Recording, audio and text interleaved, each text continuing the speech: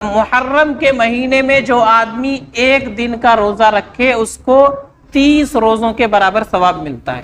ایک دن کے روزے کا ثواب ایک مہینے کے روزے کے برابر محرم کے مہینے میں. پھر اس کے بعد خاص کر کے اس کی 10ویں تاریخ کے روزے کی فضیلت آئی ہے.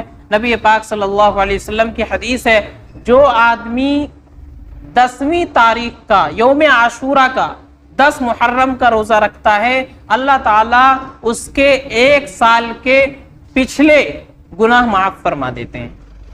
چھوٹے چھوٹے گناہ انسان سے ہوتے رہتے ہیں جن کو گناہ صغیرہ کہا جاتا ہے، وہ گناہ اللہ گزشتہ 1 سال کے معاف فرما دیتے ہیں محرم کی 10ویں تاریخ کا روزہ رکھنے کے بدلے میں. جب نبی پاک صلی اللہ علیہ وسلم ہجرت کر کے مدینہ گئے تو وہاں آپ نے دیکھا یہودی لوگ اس 10ویں محرم کا روزہ رکھتے ہیں. تو نبی صلی اللہ علیہ وسلم نے ان سے معلوم کیا تم اس دن روزہ کیوں رکھتے ہو؟ انہوں نے کہا اس دن اللہ تبارک و تعالی نے حضرت موسیٰ علیہ السلام کو فرعون سے اور اس کی قوم سے نجات دی تھی. فرعون غرق ہو گیا تھا، سمندر میں ڈوب گیا تھا اور اللہ نے حضرت موسیٰ کو نجات دی. اس خوشی میں ہم اس دن کا روزہ رکھتے ہیں. تو نبی پاک صلی اللہ علیہ وسلم نے فرمایا ہم تو موسیٰ کو زیادہ ماننے والے ہیں، تم سے زیادہ ہم موسیٰ علیہ السلام کی پیروی کرنے والے ہیں، ان کا ادب و احترام کرنے والے ہیں.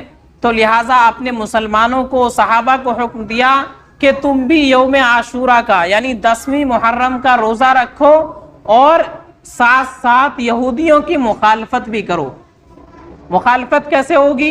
یہودی لوگ بھی 10ویں تاریخ کا روزہ رکھتے ہیں، مسلمانوں کو بھی حکم دیا کہ 10ویں تاریخ کا روزہ رکھو. اب ان کی مخالفت کرنی ہے تو مخالفت کا طریقہ کیا کہ وہ لوگ صرف ایک روزہ رکھتے ہیں، صرف 10ویں محرم کا روزہ رکھ لیتے ہیں. تو حضور نے فرمایا کہ تم اس کے ساتھ ساتھ ایک دن پہلے کا روزہ ملا لو یا ایک دن بعد کا روزہ ملا لو.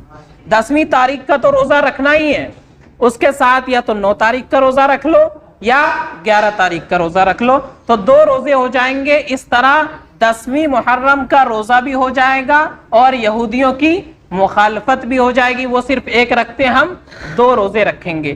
تو ایک تو یہ عمل جس کی ترغیب آئی ہے اور جس کی فضیلت آئی ہے حدیث شریف میں روزہ رکھنے کی. ایک تو پورے مہینے کی فضیلت ہے کہ محرم کے کسی بھی دن روزہ رکھیں گے، ایک روزے کا ثواب 30 روزوں کے برابر.